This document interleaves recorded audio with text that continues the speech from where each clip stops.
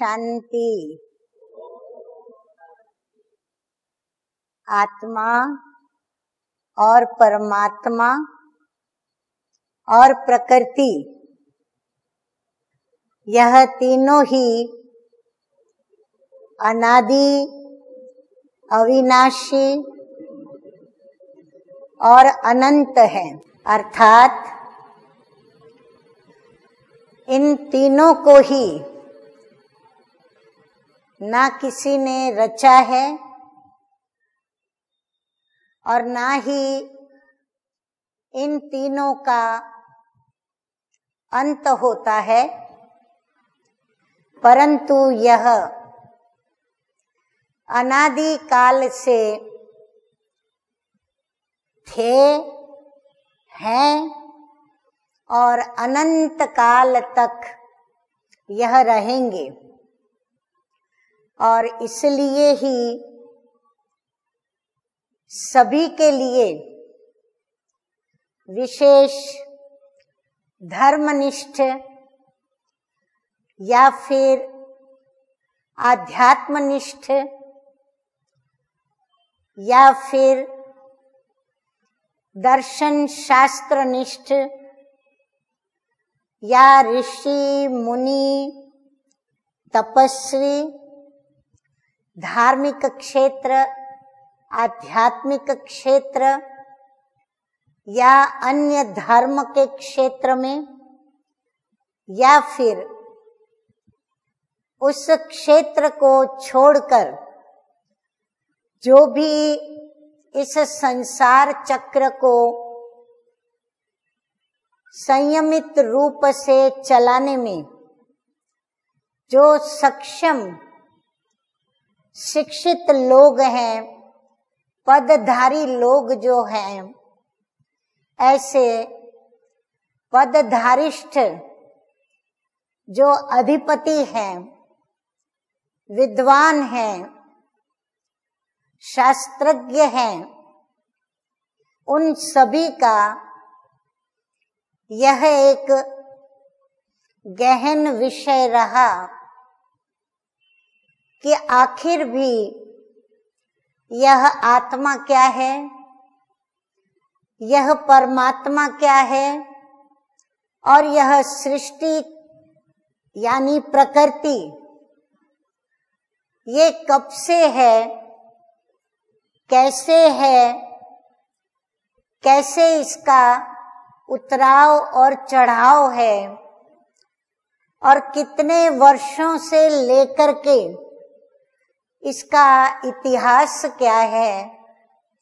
ये जानने की तीव्र जिज्ञासा उनकी बनी रही है। और उन्होंने इन तीनों ही विषयों के ऊपर अनेक प्रकार से मनन, चिंतन और मंथन किया। ऋषि मुनियों ने जाकर के गुफाओं में, कंदराओं में खूब अध्ययन किया। अन्य क्षेत्र के जो भी विद्वता की सीट पर आधिपत्य रखते हैं अपना, उन्होंने भी एकांत में जाकर के और उस गहन विषयों पर अध्ययन किया। इतना ही नहीं, लेकिन वैज्ञानिकों ने भी उसमें भी जो पारंगत हैं, जो रिसर्च करने में नंबर 1 है, उन्होंने भी एकांत में अनेक वर्षों तक अपनी विद्या के तप से उनको जानने की कोशिश की। धार्मिक क्षेत्र के जो भी धर्म पिताएं हैं, जो भी ऋषि मुनि आदि धार्मिक हैं, उन्होंने भी इस विषय पर तपस्या के साथ सिद्धियों को प्राप्त करने के बावजूद भी उनका इस विषय के लिए गहन मनन चिंतन जारी रहा और ये सिलसिला अनादिकाल से शुरू हुआ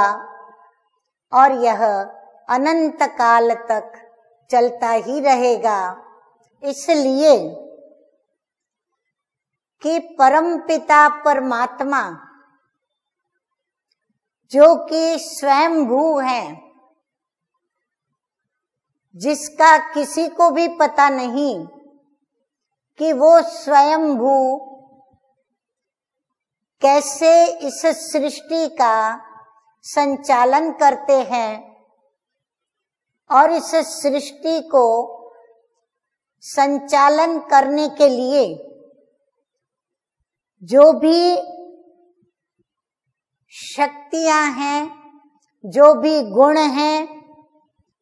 वे सभी गुण, शक्तियां और विशेषताएं प्रभु ने प्रत्येक आत्माओं के अंदर कैसे भरी है और कैसे सुचारू रूप से प्रभु अपने बेहद के अब जो बच्चों को संभाल रहे हैं और अब जो बच्चे उस पिता परमात्मा को अनजाने उनको याद करते हैं, उन बच्चों को ये नहीं पता कि वो प्रभु कैसा है, वो ईश्वर कहाँ रहता है, वो परमात्मा क्या करता है, वो परमात्मा क्या नहीं करता है, वो पिता हम बच्चों को क्या देता है, वो पिता परमात्मा क्या हमें नहीं देता, वो सतगुरु परमात्मा कैसे हमें अनेक बंधनों से मुक्त करके कैसे गति और सद्गति प्राप्त कराता है और कैसे वही पिता परमात्मा माँ बन करके और हम बच्चों को अपने गुणों की, अपने प्यार की, अपनी ममता की और अपनी शक्तियों की जो भी उसके पास वरदानी महादानी अमी दृष्टि है, अमी वर्षा है, वो कैसे वर्षाता है और कैसे प्रत्येक बच्चे को अपनी गोदी का, अपने साथ का, मैं सदा तुम्हारे साथ हूँ, यदि तुम बच्चे हिम्मत रखते हो तो मैं तुम्हारे मदद के लिए सदा पास में हूँ, साथी बन करके और साथ निभाता हूँ, तुम्हें मैं कभी भी दुखी होने नहीं देता हूँ, सदैव मैं सुखदाता होने के कारण और दाता होने के कारण माँ स्वरूप में, पिता के रूप में, परम शिक्षक के रूप में, सतगुरु के रूप में, सखा और बंधु के रूप में, जिस भी रूप में हम उसे याद करते हैं, वह प्रत्येक रूप में हम बच्चों को सदा साथ देते आए हैं, आज भी दे रहे हैं और हमें देते ही रहेंगे। परंतु जो उन्हें जान सकते हैं, जानते हैं,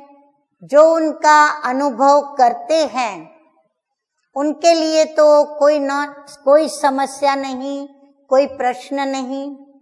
परंतु संसार में अनेक आत्माएं ऐसी हैं जिसमें भक्त आत्माएं भी हैं, अन्य धर्म की आत्माएं भी हैं, नास्तिक भी हैं, तो गरीब भी हैं, तो परमपिता परमात्मा से कभी राजी रहने वाले, कभी नाराज होने वाले, कभी स्वयं को अनाथ महसूस करने वाले, ऐसे भिन्न भिन्न प्रकार के अनेकानेक बच्चे हैं जो जानते नहीं और मानते भी नहीं इतना, कभी मानते कभी नहीं मानते। परंतु आश्चर्य की बात है कि फिर भी एक ऐसे अनजाने संबंध से जिनकी जानकारी वत्सों को नहीं, परंतु पिता जानता है कि ये सब मेरे वत्स हैं। परंतु वो वत्स, वो बच्चे, वो प्रभु के लाल फिर भी उसको पुकारते हैं, उसको देखा नहीं है, फिर भी उसको याद करते हैं, उसको जानते नहीं, फिर भी उससे भिन्न भिन्न प्रकार की उनकी जो भी मांगे हैं, वो मांगे उनके पास रखते हैं। उनको ये भी पता नहीं कि प्रभु से वो हमें मिलेगा या नहीं मिलेगा, परंतु उनके साथ ऐसे सौदा करते हैं जैसे कि वो उनका नियमित रूप का कोई सौदा करने वाला कोई ऐसा सौदागर है, कोई ऐसा उनका अपना है जिसको वो जब कोई उनकी बात नहीं सुनता तब वो सुनता है, जब अपने दिल की बात वो किसी को भी नहीं बता सकते तब उनको ये मालूम है कि ये प्रभु है एक ऐसी व्यक्ति या एक ऐसी हस्ती जिसको हम अपनी दिल की बात कर सकते हैं। वो दिखाई नहीं पड़ता, इसलिए उन वत्सों के लिए ये समझना अति सहज है, ये मान लेना, विश्वास करना अति सहज है कि मैं जो भी अपनी अच्छी बात चाहे बुरी बात, चाहे मेरा श्रेष्ठ कर्म चाहे मेरा कनिष्ठ कर्म, चाहे मेरा पुण्य कर्म चाहे मेरा पाप कर्म, मैं जो कुछ भी वर्णन करूंगी या करूंगा वो प्रभु मेरा समा लेगा। प्रभु को देखा नहीं है, शायद इसीलिए वो समझते हैं कि वो व्यक्ति नहीं हमारी तरह, इसलिए हम उसके आगे जो भी बात मन से रखते हैं, दिल से रखते हैं, वो अपने दिल में समा लेता है। आश्चर्य की बात है कि उसका रूप है या नहीं है। रूप कैसा है? मनुष्य सदृश है, देवताओं के सदृश है, या फिर उसका रूप कोई निराला न्यारा है। परंतु उस घड़ी वो न्यारा निराला उस वत्स के लिए प्यारा बन जाता है,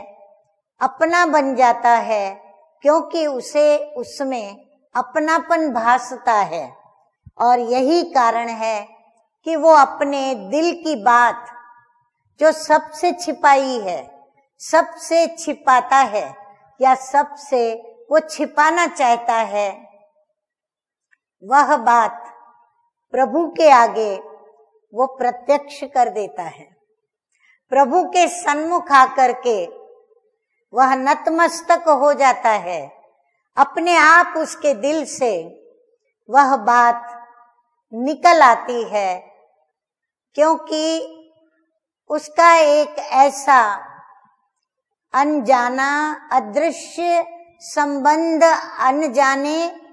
ऐसे जाने हुए किसी ऐसे पुराने या सनातन संबंध के कारण उस आत्मा के अंदर एक एहसास है, एक महसूसता है कि वो मेरा कुछ तो है, और ऐसा है जिसको मैं अपनी बात बता भी सकता हूँ, बता भी सकती हूँ, और मेरी वह बात भले उसका मनुष्य सदृश स्वरूप नहीं, देवता सदृश स्वरूप ना भी हो, फिर भी वो मेरी बात सुनता है और वो मुझे जवाब देता है बिना मुख के भी। वो मुझे कानों में कुछ कहता है, वो मेरे हृदय तक अपने इशारे पहुंचाता है, वो मेरी अंतरात्मा को अपना सूक्ष्म स्पर्श करके और वो मुझे प्यार करता है, अपनी ममता लुटाता है। और ये सारे एहसास जो उसको सच्ची दिल से याद करते हैं, लगन से याद करते हैं, भले उसके नाम रूप गुण कर्तव्य उनसे वो अनजान हो, लेकिन उन्हें यह आश्चर्यकारक अद्भुत अनुभव अनेक काल से अनेक लोगों को होता आया है, आज भी हो रहा है, और अनंत काल तक, जब तक यह प्रकृति भी अनंत काल तक चलती रहेगी,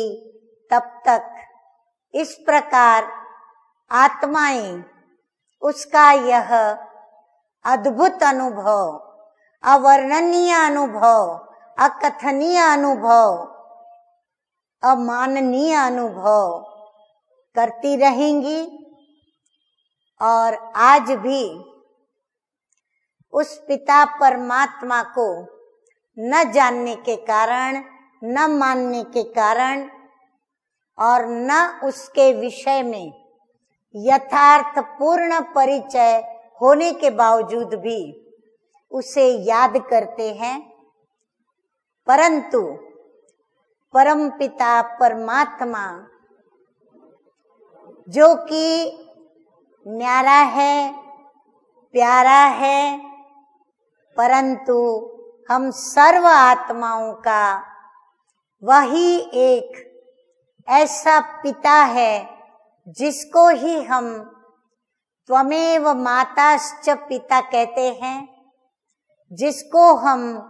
तुम मात पिता हम बालक तेरे, तुम्हारी कृपा ते सुख घनेरे,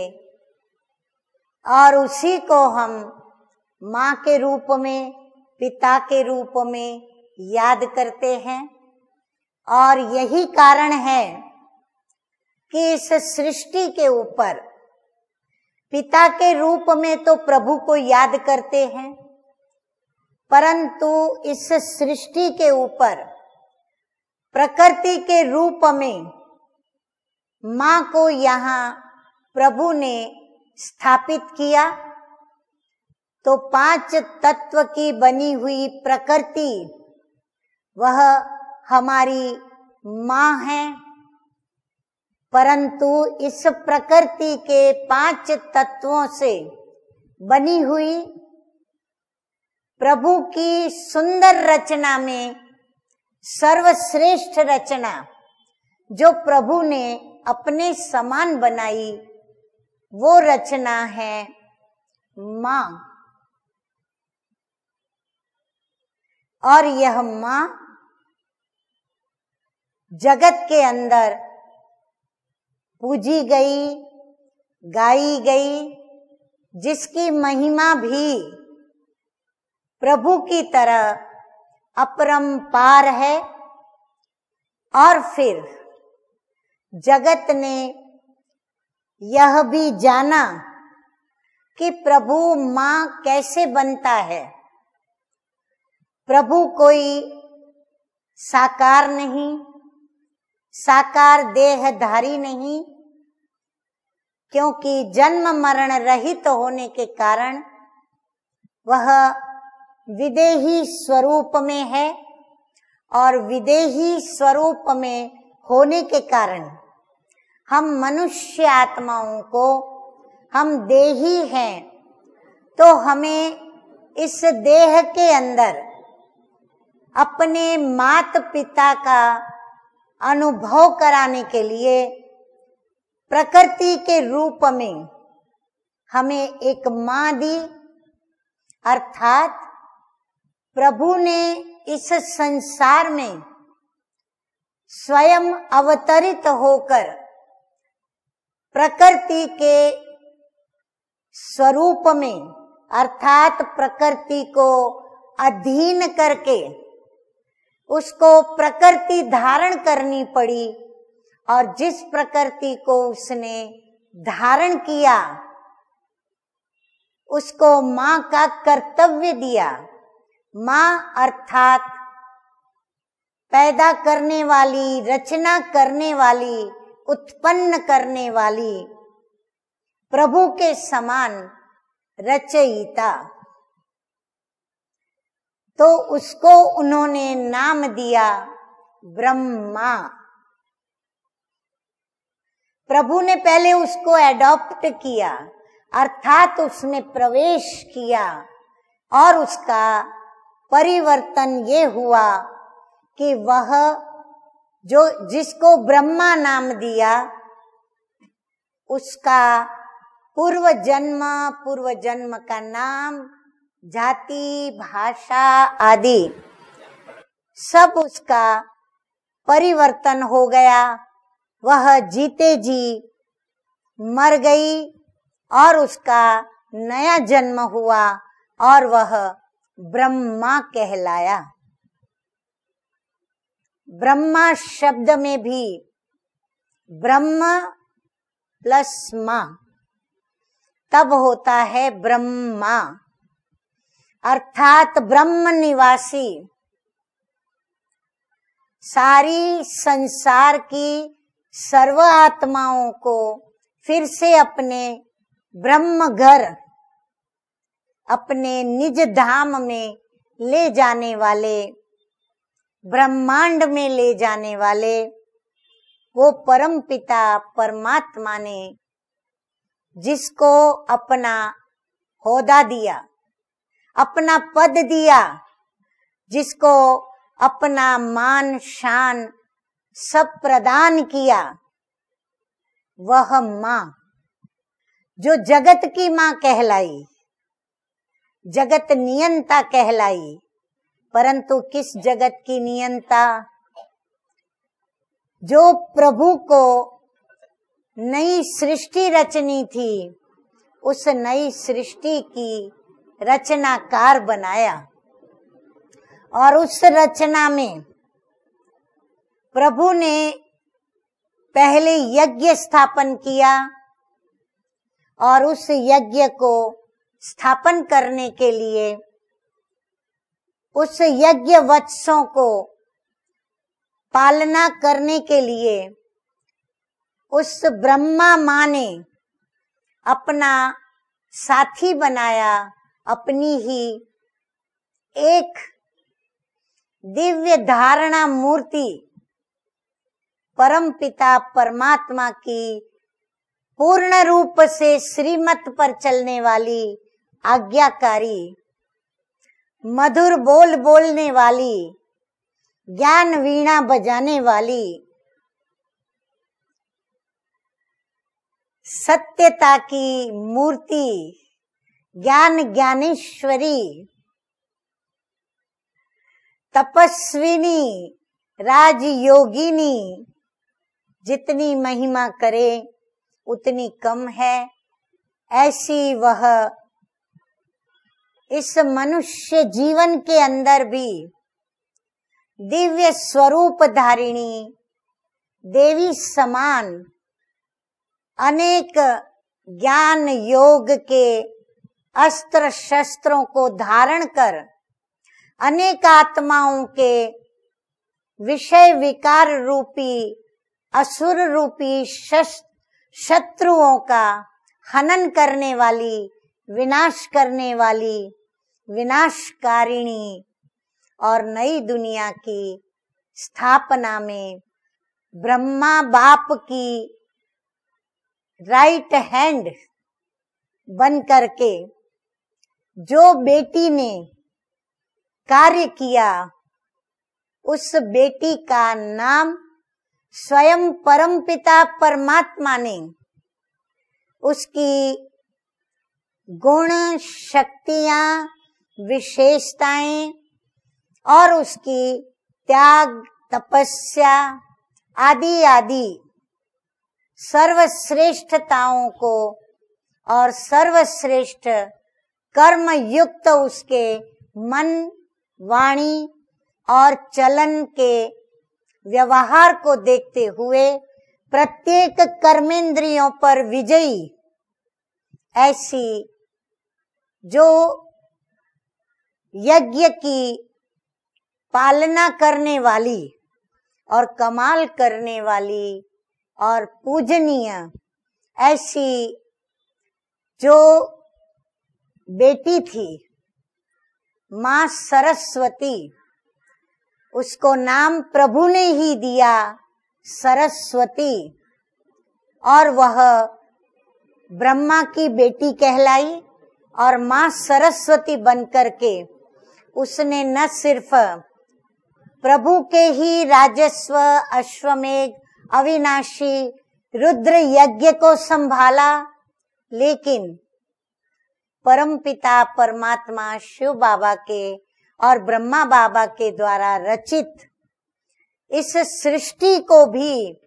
उन्होंने अपनी जो भी अंदर की सिद्धियां थी, उन सिद्धियों के द्वारा, मनसा सेवाओं के द्वारा और वाणी की ज्ञान वीणा बजा करके उन्होंने सभी का परिवर्तन किया। और यही कारण है कि आज उस माँ को सभी याद करते हैं, माँ सरस्वती के रूप में, माँ जगदम्बा के रूप में। विविध जितने भी देवियों के नाम हैं, वो सारे देवियों के विशेष जो गुण हैं, उन सभी गुणों के आधार पर उसके विविध स्वरूप से इस जगदम्बा माँ सरस्वती को ही सभी याद करते हैं। अतः इस माँ जगदम्बा को हम भी उस ही पूज्य स्वरूप से याद करें। इसलिए याद करें कि उनसे जो शक्तियां प्राप्त करनी है, उसका जरिया यही एक है कि हम सच्ची दिल से, सच्ची लगन से इस कामधेनु जगदम्बा को याद करें और उनसे हम जो भी हमारी अपनी अंदर की चाहे इच्छाएं हैं, मनोकामनाएं हैं, परंतु सकारात्मक, याद रहे, सकारात्मक हमारी जो भी इच्छाएं हैं, मनोकामनाएं हैं, या जो भी हम उनसे वरदान पाना चाहते हैं, हम उनको प्राप्त कर सकते हैं। ओम शांति।